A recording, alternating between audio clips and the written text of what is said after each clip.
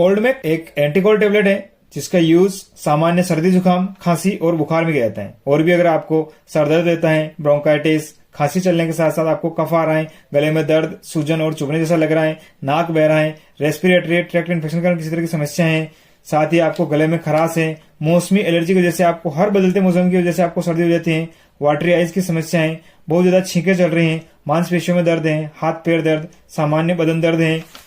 या फिर आपको इनके अलावा भी किसी भी तरह की जो आपको बॉडी में पेन है, तो ऐसी सभी कंडीशंस में इसका यूज आपको काफी ज्यादा आराम दिलाता है। इसका जो नॉर्मल डोज है वो है एक टेबलेट सुबह शाम भोजन के बाद में।